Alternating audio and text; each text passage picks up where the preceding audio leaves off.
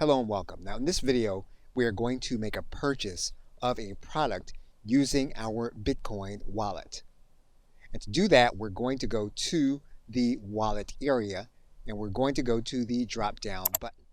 What we're then going to do is we're going to click on the Add Funds button. You're then going to add the appropriate amount of funds that you want to add to your wallet using your Bitcoin. You'll then click Deposit Funds. That's going to open up another dialog. And basically, it is at this point that you can then either scan in your Bitcoin wallet amount or you can copy it in using the payment link and the Bitcoin address.